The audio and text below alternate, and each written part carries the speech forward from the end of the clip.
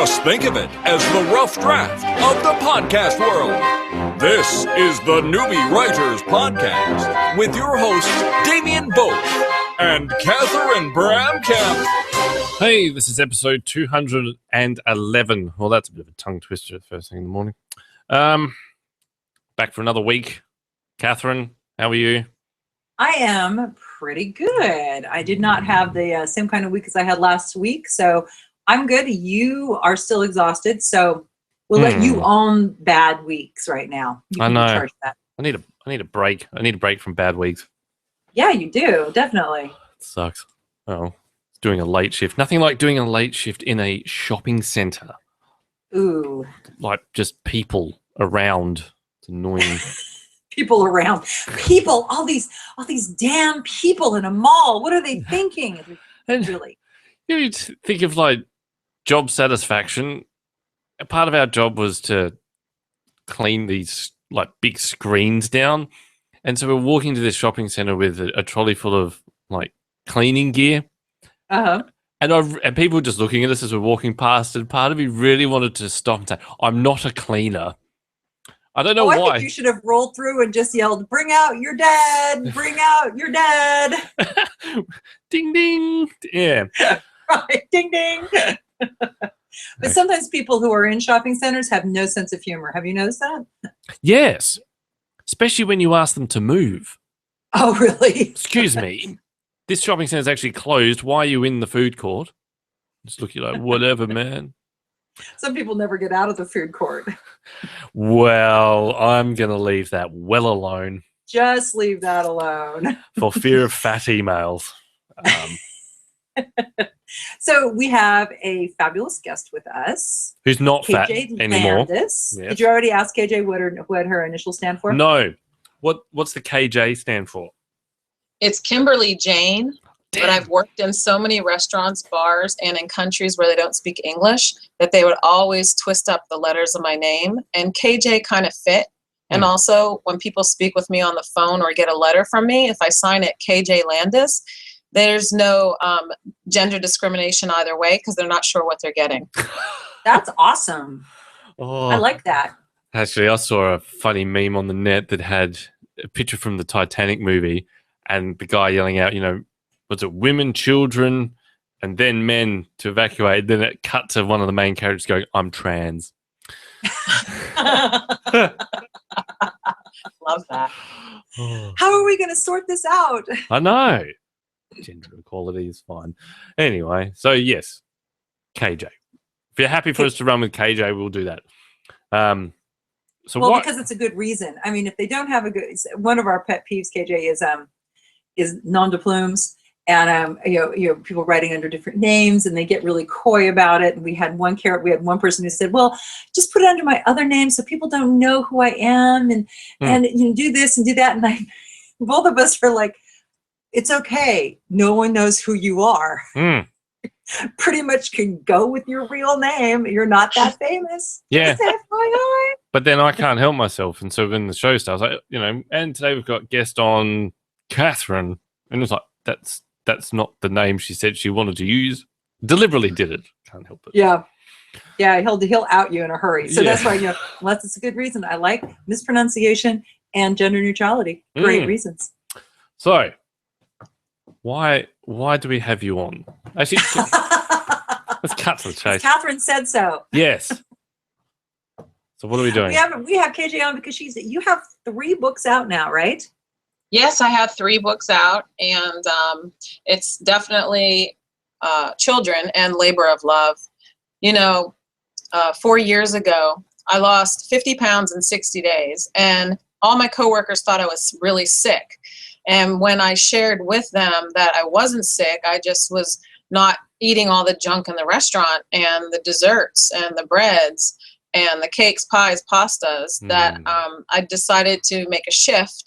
And when I made the shift, I discovered 4 anti-cancer healing therapies that are food-based, that our government, America, has kind of slipped under the rug.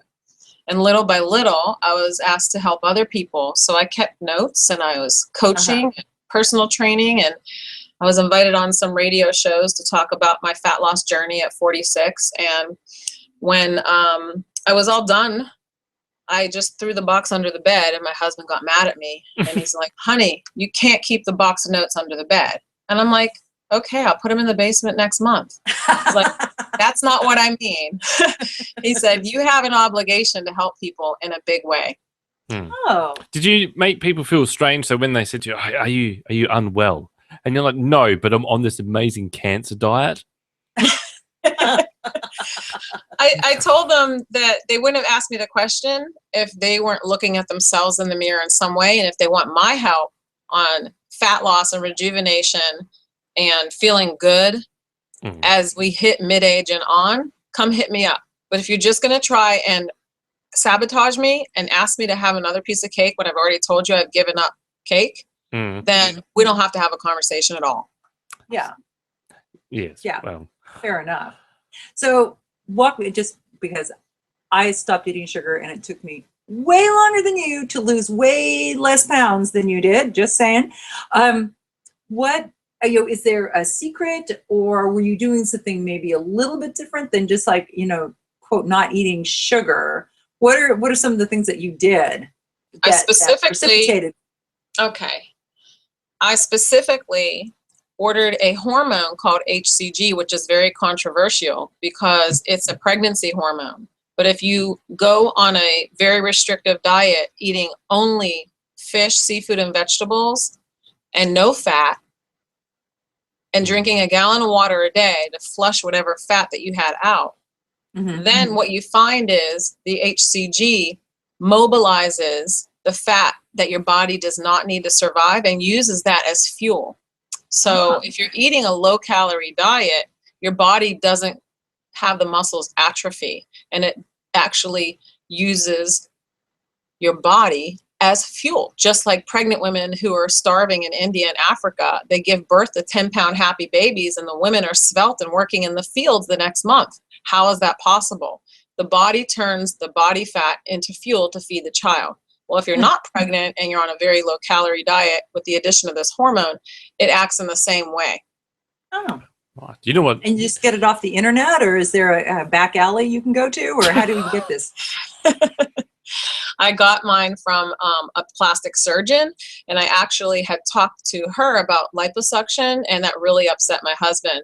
So I had already given her the down payment, and she had this HCG on her website, and I was like, what's that? And so she explained to me that it was really restrictive and really hard, but you'll probably lose a lot of weight on it compared to what a liposuction would do. Legally, if they do a liposuction, they can only take out 5 to 8 pounds maximum legally, because then the body goes into shock. But with this, in 2 months, I got my modeling body back that I had 20 years ago, and without suffering and without starving and without any healing time. I just stopped beer. That works. Beer and exercise. I don't know. I'm one of those, I don't necessarily believe in taking things to try and lose weight. I think if you can try and eat 3 standard meals a day and exercise maybe half an hour a day, which isn't hard. I know people go, no, I don't have time. It's bullshit. I do it before bed every night. You can shed the kilos. Yes, I know that I hit the 30s and all of a sudden I went from, I was really skinny anyway, but 80 kilos to 90. I'm back down to 85. It's fine. So, yeah. It's all about your goals. And I would do terrible things to self-sabotage. If I was mad at the chef, because I work at the Hilton Hotel as a server, if I would get into it with the chef, I would wait till he would leave. And then I would like, oh, I'm so sorry. I put my thumb in that chocolate cake. Well, now I guess we have to eat it. So I would go get the $50 piece of cheese that they were saving for an event, and I would nibble on that. And it's like I was not punishing them. If I was upset with somebody, I would be punishing myself. And it caught up to me after 15 years. So do you still have to have decent exercise. I'm just thinking, like, if people are out there listening going, yeah, I'm going to get me some of that while they're eating a McDonald's. You still have to work out, and you still have to be mindful and present. Be with your food. Don't watch TV or listen to the radio while you're doing your food. Don't be in the car. Just, be with the people around you, because food originally was meant for community. sustenance and community. But on that, if you are going to eat, you can listen to the Newbie Writers podcast. That's fine.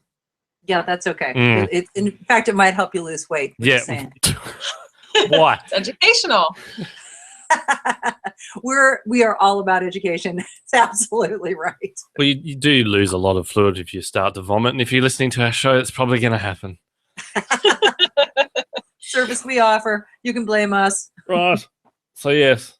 So the book developed into me just grabbing those notes and putting them in some sort of order. And I like things handwritten, so I got myself some $1 store composition notebooks, and I have this terrible fault where I like to be everywhere early. And I would just show up at my daughter's or son's school about 45 minutes before they got out of school, and I would handwrite in my car every day. And in 4 months, the book was done, and then I had to learn how to type.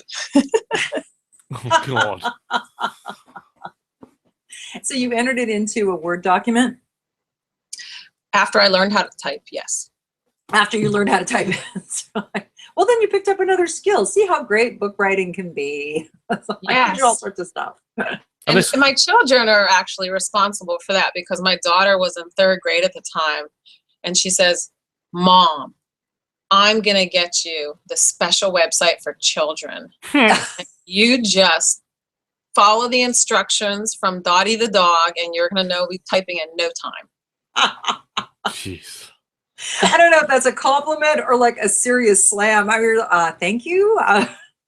That's like It worked. Whatever works. we were Yeah. playing Scrabble the other night, and yeah, we're just sitting there, and Sharon was on her phone, and Julian sits up and says, "Seriously, Mum, you're not going to find a word on the internet. Hurry up." She looked at him and went, "That is exactly what I'm doing. Can't choose a word." He's like, "Oh, seriously, Mum?" Dude, come on, give her a break. She's your mother.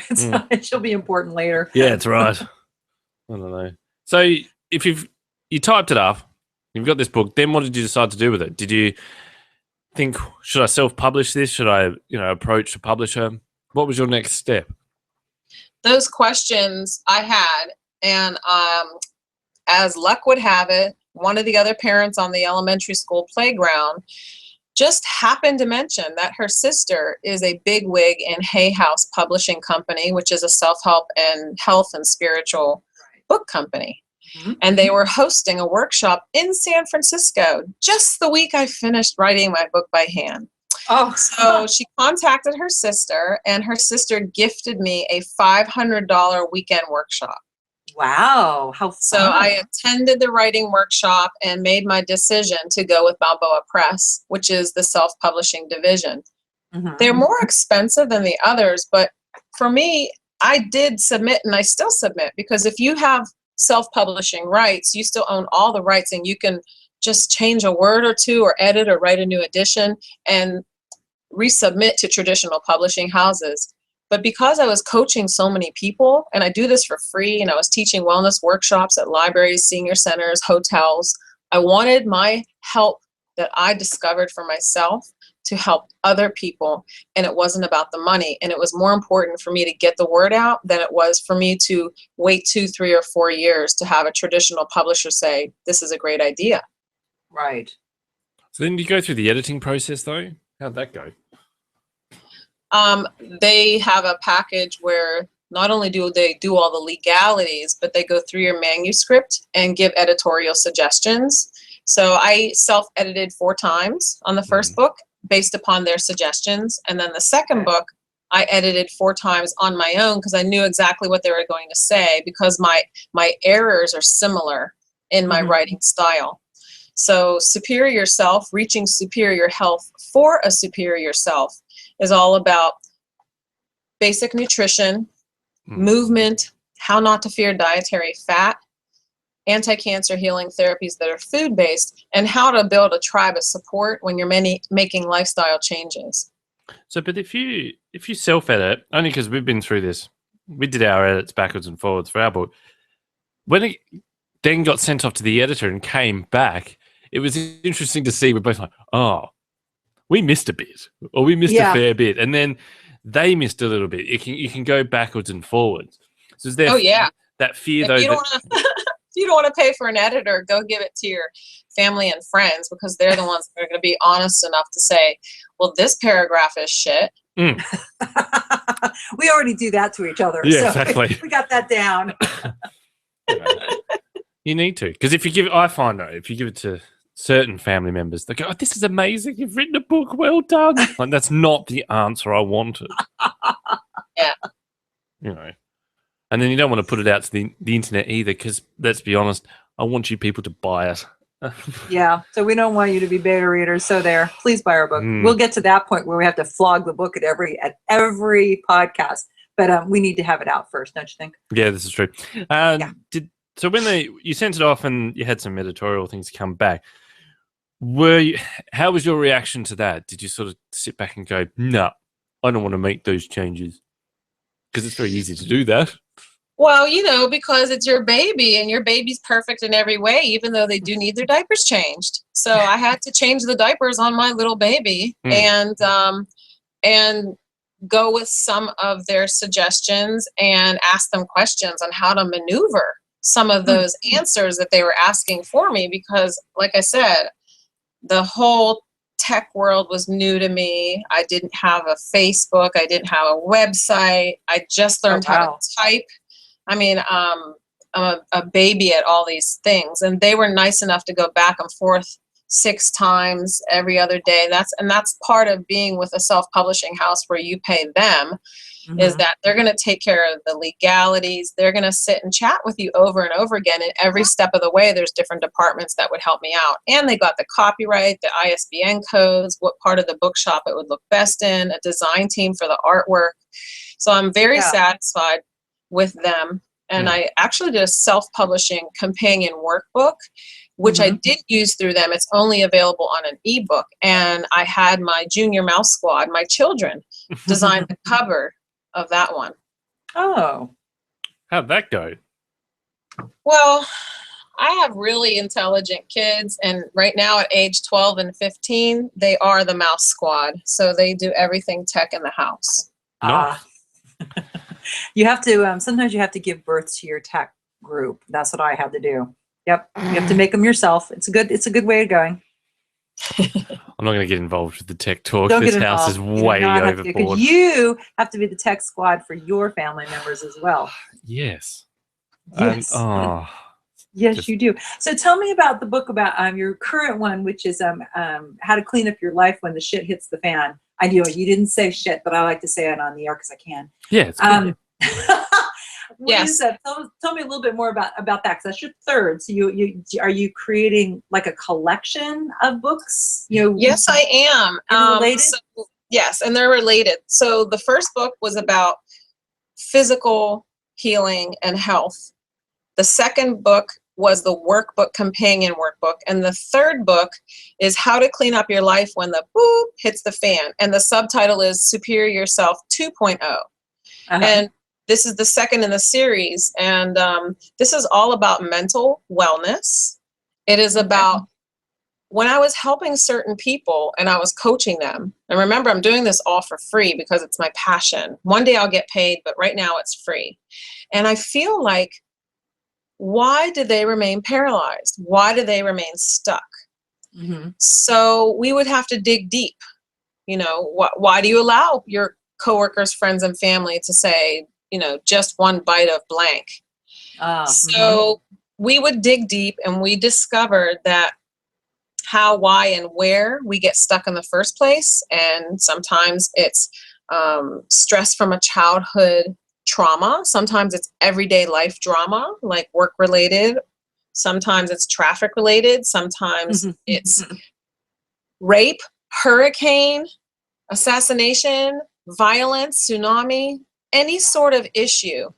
I was trying to help people and then dig deep and have them with me figure out exercises to do that were either role play or written or acting out, coloring, music, dance, positive affirmations. And we would practice. And when something worked, the rest of their life would fall into place. I'd like to think that I'm that coworker.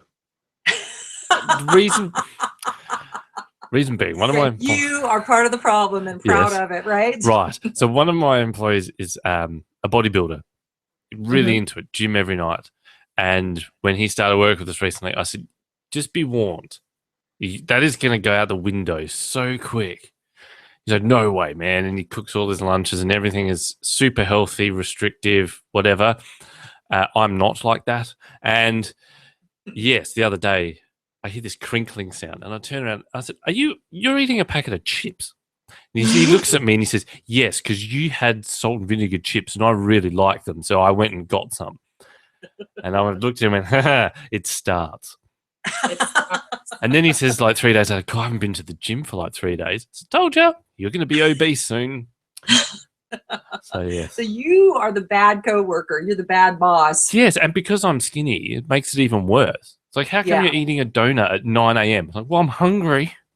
Like, anyway, I have this You're fear. the one they want to hate. You're the one that they want to Yes. give you those evil eyes and be like, how are you so skinny eating donuts? Because stress. Stress. It keeps you skinny. It's good. And we have a very physical job. But yeah, I've come across it all the time. People are like, oh, you piss me off. How can you be doing that? So yeah, I just have this fear that it's going to be a bit like that terrible Adam Sandler movie with the remote control where he wakes up one morning and he's just Really massive. fat. Yeah. It's going to be me. Yeah, you have to, Oh, you that have was to watch out toxic. because your body will change, which is always a bummer. You said something interesting, KJ, that I had a conversation with my brother-in-law about, so I'd like to hear what you think. You talk about driving or traffic as one of the stresses that triggers eating. What links do you find in that case? Because we do spend, especially in the States, we spend a lot of time sitting in traffic in cars. And what I find is after you've been, quote, driving, actually stopping and starting for an hour, 2 hours, one of the reactions is, oh, I've been driving all day, so I really, quote, deserve, and I'll put that in quotes, I deserve a milkshake, another latte from Starbucks, extra dessert. What does that trigger, or do you see that with some of your clients? Yes, I do. It's the reward system. So we have to stop using the food as reward, especially if you're in the car rather than walking, biking, or Anything. running or exercising. So what I do is I say, the only way that I can figure out real hunger versus emotional hunger is if I have water with me. So I always carry hot water and lemon with me. And if I'm still hungry after my giant jug of cold or hot water, then I know it's real hunger. And if it subsides, then I know it's fake hunger. And also food, we have to change the language. You have to reframe it. Food is not a treat or a cheat. Food is just fuel. So it's a personal choice every time. But a lot of times it's not really about the food. It's about the other stuff. It's, in my third large book, people want to know, well, why would Anastasia tell all this to you? And I say, because she's a competitive bodybuilder, but she was abused by male relatives in her family. And she tried to get as fat as possible for 5 years so that they would no longer find her cute. Mm-hmm. So I've heard that reaction. Yeah. It's very common. So right now, she's undoing all that stuff. And when she's in the car, she's like, well, you know what? I'm dealing with traffic. I'm not killing people. I'm not hurting people. Food's the only thing I have left. Yeah. Okay. Yeah. Yeah, but service station food, it's a bit of a risk. Well, the problem is in the States, it's not service station food. You can get fabulous stuff out, thrown into the window of your car, and you can get it fast and you can get it cheap, and it's a problem because it's just so easy. And so you say, well, yeah, Taco Bell's right there, and I have $5, and I can get 36 tacos, and how great is that? And I have something to do for the next 2 hours while I drive in traffic. I think that there's all sorts of pieces to it, but I agree with you, KJ. I think it's that reward system, and the problem with like a driving situation. What else is there to reward yourself with? It's not like, oh, I think I'll go for a walk. When you get out the car, easy thing to do is to get a nice drink from Starbucks. Or get the black coffee and add your own heavy cream or your own half and half, because you're also going to get tired after a couple hours in the car. I know I zone out, so I want a little caffeine or some water. And if I'm really hungry, I always prepare. I always, there's always kids in my car. I'm driving to school, from school, taking them on mama camp field trips. I got to make sure there are healthy snacks in the car. So I started doing 2-minute YouTube videos and a blog every week. And I have stuff on my website that shows people, how can I do this cheaply? How can I do this grain-free and sugar-free? And I increase the fat content. So I've got protein bars. I've got all kinds of jerky in the car, like meats that are dried and cured. I have fish. I have cans of fish in the car. Every day I throw dried meats, fishes, vegetables in the car, and I got packages of grain-free, sugar-free. I even have good chocolate that's raw and no sugar in the car. Oh my God, it'd be like my brain wants to say it sounds like the Jesus van. I've got the meat, I've got the fish, and the water that could be wine. Step right up. I don't know. That's something else that we crave after a long day on the road. It's a whole other conversation. Oh, yes. And when the kids were little, I'll be honest, I used to take them to Chuck E. Cheese, and I would have sippy cups for the grown-ups lined up on one side of the table and sippy cups for the children on the other side of the table. Oh my God. At Chuck E. Cheese, you definitely need that. Yeah, I'm not crawling in the tunnel with a lot of stinky babies' butts unless I have wine in me. Yes. Even then, I wasn't crawling in the tunnels unless I had to retrieve a child. So explain to me, Chuck E. Cheese, is that like a McDonald's that they sell alcohol at? No, it's worse. Oh, right. They serve what? Meth? Chuck E. Cheese is a big playland, and so there's ball pits and video games and really thin pizza with in very inexpensive cheese all over it, and lots and lots and lots of screaming children because they also had birthday cake.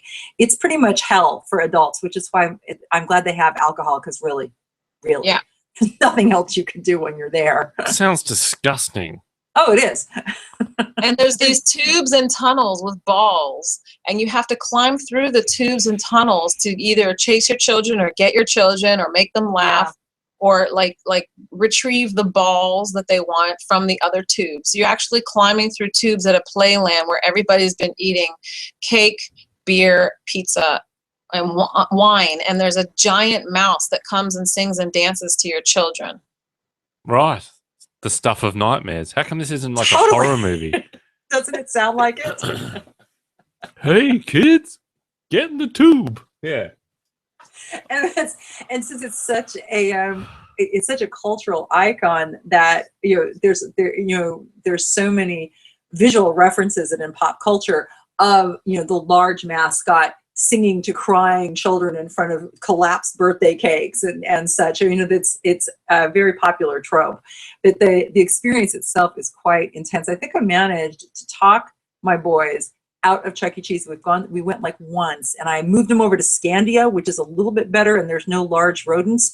So that worked better for our family. But damn, that was an intense thing to do. So I think here in Australia, we're a little bit better with that sort of stuff. I know that the boy went to a birthday party at a place called Bounce. So the whole place is just trampolines. You bounce off the walls, you can do whatever.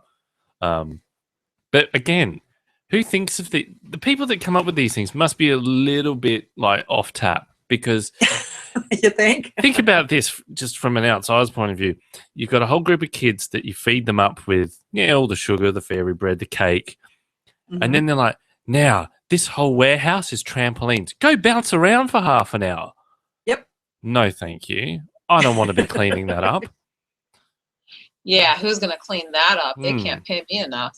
Exactly. Nope. Well, they hire kids. I mean, that's where we get the really cranky staff members or, 15, 16-year-old kids on their first jobs plotting to take over the world when they're done. Well, I did go to McDonald's the other day, and I was shocked because I think the youngest that you can work there is 13 or 12 and a really? half. Wow. And so I pulled up to the drive-thru. I was just getting a drink, and I see this head that was like, it could barely come over the window. And no. I had Julian in the car, and he's looking at me like, is that a child? He goes, is that a child working here? I said, yeah, hang on. And I hear, yeah, there's just a bit of a delay. I'm like, okay, thanks. And so he wandered off, and this kid gives me the thumbs up. And then another kid who was equally just as young. It's like, here's your Coke, sir. What is going on? It's like the Charlie and the Chocolate Factory. Oompa Loompas. They're hiring Oompa Loompas. That's funny. But I did hear, I heard this thing, and I don't know how true it is, but I am going to live by it, that if you do have a high sugar diet, a lot of people who are quite skinny, as much as unhealthy, often have high sugar diets because you burn so much so quickly. It's like it kicks you in, gives you that sugar rush. If you can maintain that, you're just constantly on the go, like your body is at that higher state. I don't know. It seems to work for Maybe me. you're part hummingbird. Are you part hummingbird? Yeah, well, I don't really have a big nose. Yes, I would say so. I like my sugars. I tried to stop sugar for, I don't know, a while, 2 months. And I put on weight. So I don't know. Because it gets substituted with other shit, carbohydrates and stuff. So, yeah, I don't know. Easter destroyed me. Thank you, Easter. Love Easter. Thank you, Easter. The wife's like, we've got to get rid of the chocolate that's in the fridge. I said, on it, not a problem. That's so funny. And it was my personal goal to destroy what was in there through my belly. You're such a good husband to take that on for her. I know. It's a hard job, but someone has It's a to do hard it. job, and you did it. You came through. So I'd try and cut it out because I used to be one of those that the weekly shop I'd buy a large block of chocolate and I could smash that in about 2 hours, be fine, just get it done. And Can't do it anymore. But yeah, I don't know. I did hear that if you've got a high sugar intake diet, often there are some skinny people who have diets like that because they're just so on they the just top. have higher metabolism that their fuel is always burning at all times. It's brilliant. Maybe that's what we need to do. But then I think you've still got to outweigh. You've still got to do things. You've still got to be active. Otherwise, you're burning that energy for nothing, and then your body wakes up to that. Yeah, and Mine sometimes does. it causes headaches. Some people can't deal with the headaches. Yeah. Just get used yeah, to I them. get the headaches. I get very intense headaches, not from alcohol, but the sugar will give me really Sugar good headaches headaches. now. I get headaches from dehydration, but drink a lot of water. But yeah, there is that crushing point where you end up, if you do too much sugar, you end up on Dr. Phil saying, I eat a tub of ice cream a night because I need it. You know, I love his tough love, but I really don't understand why he is writing books about fat loss and getting strong. He's not exactly svelte, is he? No. Look, You know, Because he has the love his contract with psychological. No, it Yeah, doesn't make I sense. believe that. Yeah. Yeah, that's what it is. And you know, and just that and Dr. Oz, I mean, neither one of them are necessarily working with legitimate material, let's say, or legitimate advice, because they're not, as you pointed out, they're not necessarily walking their talk, and you can tell. So yeah, if I would want somebody like yourself, where you look, you're gorgeous and you're svelte and you've got this all down. It's like, oh, all right, I'll take advice from you. Clearly, you know what you're talking about. Well, also I do my research. I mean, I don't know if you've looked at my bibliography, but I got like 90 sources in my How to Clean Up Your Life When the Boop Hits the Fan. And on Superior Self, I got 74 resources. I am at a library, at least one library a day. And the librarian at the one that's closest to my house, she nicknamed me the library hoe because I'm always on some corner in San Francisco. It's like, I see you at every library on the corner. And it's been 3 years.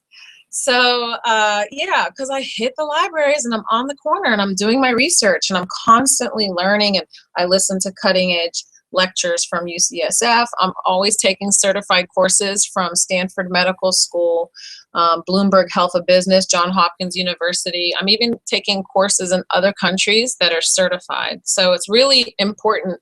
Don't take my word for it. Do your own research. And then if you want to clean up your life, if you want to make a shift, you can do so. You can either read my books, you can check out my websites, or you can ask for my help, because I'm very, very, very, very anxious to help people heal whatever they need healing with. So next time you go to the library, can you do me a big favor? Yeah. Can you just say to the librarian, "Hey, baby, you got any books for me?" I can say In a that. really high voice. Yeah. So I'll twist my hips. Yeah, do there you that. go. You're like, Definitely. I That'll work on an older woman. What have you found then? Because I appreciate research, and I love the latest and greatest. I love listening to the podcast and what's new. So, and science is always fascinating in an abstract way. I'm not really good at hands-on. But what have you found recently that would be surprising? And as you're researching health and what we believe, and especially if you're moving away from the standard, what we believe in the States, I think that's also interesting to do. What have you found that may be different than what we all believe? Have you found anything startling in the last couple of months? Yes, in the past few months, I've discovered that epigenetics have a huge impact on mental wellness just as much as physical wellness. Now, we all familiar with genetics, right? Right. The eye color, the hair color, the height, prone to certain illnesses or not, whether you have the gene for breast cancer or not. Right. But epigenetics is with repeated use, repeated environmental choices, or choices that the environment had that you didn't take, but repeated use of nature and nurture combined, affecting the generations below us. For example, women who were starving during World War II and gave birth to babies, even after infancy, if they were normal weight and had access to food, they still suffered the effects of being malnourished. They still suffered the effects later on in life, even if they were healthy and obese and had all the goods that life had to offer them. They still suffered the same mental and physical diseases as those who were starving during World War II. And it goes down from generation to generation, even with depression. If your parents are depressed and your grandparents are depressed, even if their great-grandparents were not depressed and it's not genetic, but they lived through a very terrible time during, say, Somalia war, then there's a chance that the children and grandchildren will epigenetically have this potential for depression, even if it's not in the DNA. How interesting. Yeah, that's totally fascinating to me. The role of how your genes can express themselves the best may not have anything to do with the DNA. And Is there a propensity? Well, no, because if they did it, it's kind of across the board. Then, if it's everybody in Europe in World War II, is there a propensity to have this propensity? Let's say. There is, with repeated action. Children who are born in, let's say, the generation where families were having suffering after 9/11 and the trauma of the disaster of 9/11, even though the kids were babies, they didn't know, or the mothers were pregnant during that time, if the mother has these anxiety and horrible bereavement and just emotional withdrawal, then the kids get that, even though it's not in their DNA, just based upon one disaster. Wow. Yeah. But to heal, right? So how do we get over that? We can also have a propensity to do something wonderful for ourselves. So my entire family is obese. I am of the generation where in 1970, when convenience foods first became very popular and TV dinners and instant this and instant that, we were whole hog on it. So I'm a part of the generation that has a tendency to be obese. But at 46, I figured out how to stop the insanity. And now through my repeated actions, if I have kids now, my children may not have the tendency to be obese like the rest of my family. But okay. Does that push your other family members to try and be, a bit more healthy, or do they just get, a bit of resentment? You go to a big family function and you're standing there going, hey, look, I lost all this weight. What are you doing? And they're all gorging on chicken wings and cake. Saying, whatever. No, I don't care. I love them for who they are and what they are. And to be honest, I don't care what they do. But if they come to me for help, then I will be the gentle general. And I will definitely coach them and teach them with the data to back it up. But I never chastise others. And I also believe in the 80-20 rule. 80% eat clean and green, 20% party like a rock star. I'm going to have my wine or my vodka martini once in a while. I'm going to have a chocolate bar that's really high quality, but maybe it had sugar in it instead of the Lakanto or the Zyla or the other natural sugar substitutes out there. 80% clean and green, 20% party like a rock star. And maybe I'll be the one gorging along with them at the buffet at a family event because that's my 20%. Mm-hmm. Do you think, is there any excuse to be fat? Oh, I know that sometimes it is genetics. I mean, we've all seen children who are obese from a very early age. There's also people born with non-alcoholic fatty liver, people born without gallbladders or they have gallbladder surgeries. There's always more healthful choices we can make now that we have the knowledge, and more healthful movement and activities that we can participate. But if someone is big and healthy, they can still be completely healthy and still be obese. I was a marathon runner. I was a 50-pound overweight marathon runner, but I ran 16 marathons being 50 pounds heavier than I am now. And I was considered extremely healthy. It's just not where I wanted to be because I know how I could be because I had modeled for 35 years. Oh, I was just thinking of the person that I saw the other day coming out of a fast food place at 9 a.m. with a massive extra size, some milkshake thing. Drove past them and that's why you're big. So, anyway. But sometimes it's not. I mean, yeah, it's always choices. But sometimes, I mean, the fast food industry, the packaged food industry, the processed food industry, they know that humans are hardwired to love sweet and fat and salt. So they work upon that and they make these flavor enhancers that just make it so palatable. You know, I mean, the whole slogan on Lay's potato chips is, I bet you can't eat just one. Right. And they're right, because they do. Our one is Doritos nacho chips. There is, I swear to God, my son thinks that they have nicotine in them because you can't stop. And it's really interesting how they've created that. I mean, the food industry is very interesting and very scientific, you know, the exact crunch and the exact, you know, flavor profile. And then you know, how do you create it so that you want more? And I don't see them as being evil so much as they're like, all right, if people go through a bag of our product a day, then we make money. You know, it's much more benign than we think. You know, they're not like trying to make people fat. They just want to sell a product. The problem is that we have a bloody shelf of those particular products available, and people are like, ooh, shiny, pretty objects, throw them in, and then I'll feel better because I had a 2-hour commute and I'll eat a bag of Doritos. Right. But they only have 150 calories. That's right. And then you have to really scrutinize that claim. Oh, that's just 2 chips. Right. Because the side thing.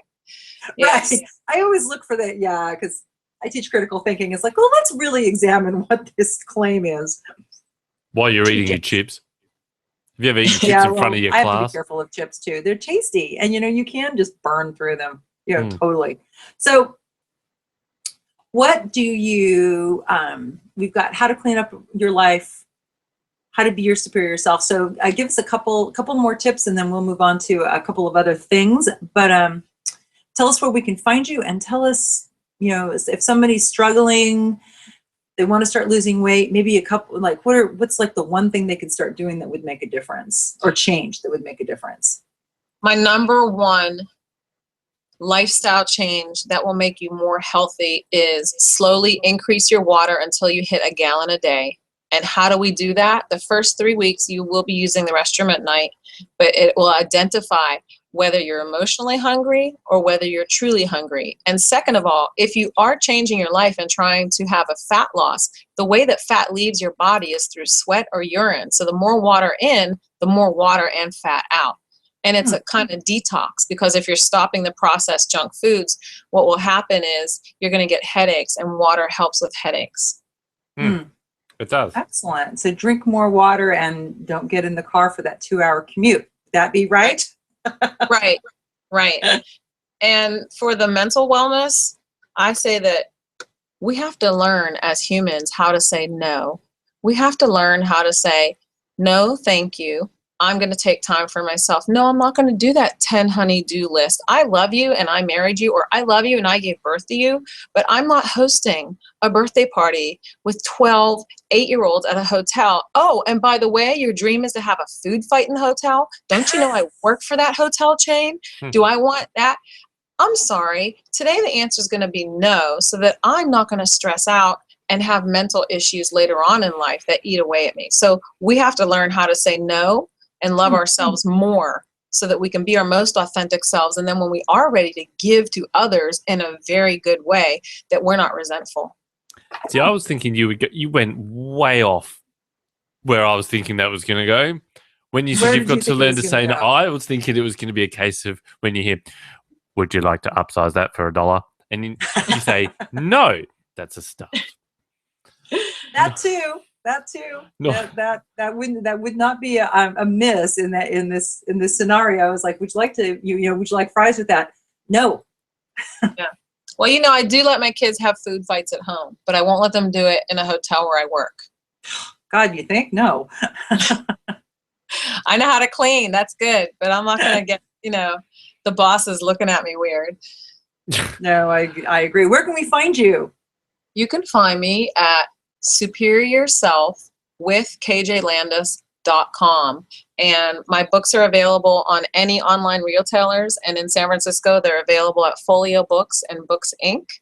And you can get my books in every format, but the workbook is only available on e-format, and it will be free this May 8th, 9th, and 10th in honor of Mother's Day. I'm doing a 3-day promotion for the workbook. I saw that. I thought that was really cool of you to do. Well, this is my passion. I waitress at night so that I can afford to write books and coach people by day. Cool. Pretty impressive. Thank you. Very impressive. I'm so glad you could come on, and I think you actually slowed Damien down. He actually had something decent to say instead of just taking you down. So yay for you. Thank you, Damien. Thank you, Kat. This is what happens when you have hardly any sleep. I know. I'm polite. Maybe I need to not sleep as much. No, well, actually, I don't. I'm confused. No, you need to sleep. Let's not go there. Anyway, let's do some things. Let's do a prompt. Okay. You can read the prompt out. So for our prompt is, where did your character's name originate? Is there an origin story? So what about your name? Is there an origin story? Are you named after a feckless uncle? If so, what the hell were your parents thinking? Were you named after a favorite aunt? Were you named after, the god of war? Where did your name come from? And then look at this on a fictional basis, because there's nothing you can do about your name. How do our names define us? And is this why more children are not named Darth? Well, I was born around the time of the Omen. Anyway, not putting any links between. I work in a lot of schools, and I'll never forget seeing two. And look, used to be right into heavy metal, all that sort of stuff. Not judging them, because this couple looked kind of cool, but two gothic heavy metal people walked into a school to pick their kid up, and they were yelling out to their kid, "Lucifer, come here!" And Oh no! And I'm thinking, a little bit too far. So, Well, and again, I'm just saying, aren't you asking for it? pretty much. Aren't you asking? My brother has this tiny little yappy dog who's just like super hyperactive, running all over the place. What is the dog's name? Chaos. Really? Well, I was like, let's name our dog something slow and calming. I think it makes a difference. I think our names and what we name things makes a difference. it does. I once waitressed at the Hilton on a woman who went into labor as she was eating lasagna, and she came in the next week. She named her daughter Lasagna. I was so mortified for her. Oh, No you talk about way. trauma and genetics. That poor child. Oh man. Or sometimes you get the parents who do extremely creative spellings of their children's names, and you're just like, what drug were you people whacked out on? No. John does not have a Y in it. Yes. Right, exactly. Thank you. And Monique doesn't have an X. I was teaching in Oakland, and I would get this crazy stuff. I'm like, really? What was your mother thinking? Actually, do not tell me what your mother was thinking. I don't want to know. And as it comes up for character names, I don't know. I usually think them up. They just come to me. But yeah, there was one that I pinched from a guy that I did work with. Well, he was contracted to do a job, was a cabinet maker, and he was a Russian guy called Thomas. And I went, "You, my friend, are going to be used." So, yes, Yeah, I had to use Thomas, and he had to be Russian. Couldn't. there you go. Nothing like a. His name wasn't Vlad. No, Yeah. and that's why I thought it was cool. I was like, "Oh, a Russian called Thomas. Interesting." See, you can do that. You can play against type too. Yeah. And that's more interesting. It was a bit creepy though, because he sort of grip my shoulder and said, "You are a big, strong boy." So that became Please don't take me to Siberia. because that became then the grounds for that character. So he could be like that with the other characters in the book. It's like, "Oh, you Cool. big, strong boys." I'm like, Big strong boys. creepy. Come into the change room with me. I KGB you. Anyway, word of the week. Word of the week. This came from lift.hivemind.net. Comes from The Meaning of Lift and The Deeper Meaning of Lift, both by Douglas Adams and John Lloyd. So they're actual place names taken usually from the UK. And this one is Abruzzo. Well, if it's English, it's probably a brezzo. The worn patch of ground under a swing. Yeah. Acklins. I've heard of Acklins. The odd twinges you get in parts of your body when you scratch other parts. Now, hang on. What? I'm just pulling them. You scratch one part of your body, and suddenly you scratch one elbow, and suddenly your neck itches. I've experienced it. Right. So, if you're at the bus stop and you end up with a twinge, like, sorry, Now you have a name for it. I was scratching my my other bits. Anyway, Let's not go there either. let's do a tortured sentence. Next time, don't put the wrong emphasis on the right syllable. Tortured sentences. That was recorded at KJ's place when she said no food fights. Well, that's it. Anyway. Yes, food fights. Yes. I don't condone food fights. Should be They're eaten. fun. You have kids. You should experiment with them. Yeah, but then I'll ultimately be cleaning it up. There's half the problem. Yeah, I think you have to be willing to clean it up, right? Yeah, and I'm not. So. All right. Who did this come from? This came from my class, one of my classes. All right. This one it's a short one this week. It's good. Yeah. As people use the data to gain answers to their perceptions. What? Now, Rob on Twitter says we've got to try and correct that. I don't think you can. That my correction would be just to delete it. It's just stupid. Sometimes that's my advice. If I get very long sentences and people are just getting embroiled in what they're trying to do, it's like, really, you may just want to bail on the whole thing and start anew and make shorter sentences that make sense. Or in this case, just try again. Yep, just try again. But what they're trying to say is that people oftentimes have their opinions, and so they go and search for only the data that will support the opinion that they've already decided upon. It's called the internet. That's what they're going, and it's easy to do. So you just type in, just where you want to go, and all of that data will come up and say, sure. Excuse me. Oh. We'll support that. Yes. Hey, I want to do something a bit extra. We've got a little bit of time. Sharon sent me this, and it's probably doing the rounds on Facebook. So if you've heard it, you can tune out. It's fine. Nursery rhymes updated for the 21st century. Oh, great. Go ahead. So, Hardly wait. Humpty Dumpty sat on a wall. Humpty Dumpty had a great fall. The structure of the wall was incorrect, so he won 10 grand with claims direct. This This one's fitting. It's more relevant for today. Jack and Jill went into town to fetch some chips and sweeties. Now he can't keep his heart rate down, and she's got diabetes. Oh. Mary had a little lamb. It ran into a pylon. 10,000 volts went up its ass and turned its wool to nylon. Oh. Wow. Keep that thing on a Poor leash. little angelic children listening to these, like Ring Around the Rosie was really hopeful and lovely. Yeah, that's right. You know, the plague and all. Right. Let's sing about the plague. Come on down with us.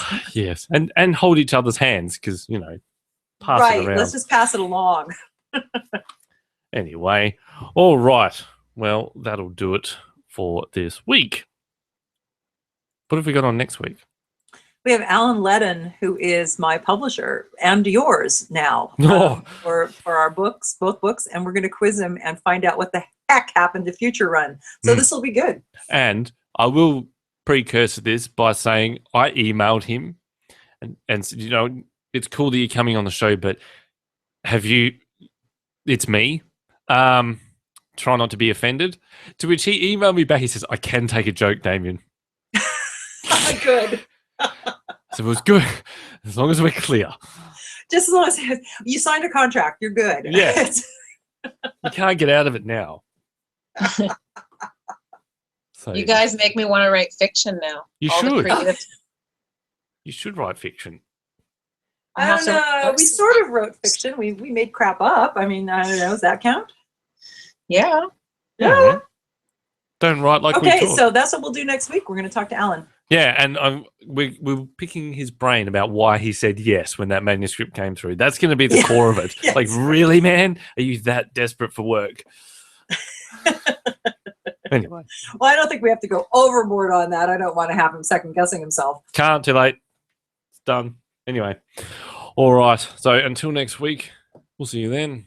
See you then. Thank you. Take Your care. book starts here on the Newbie Writers Podcast.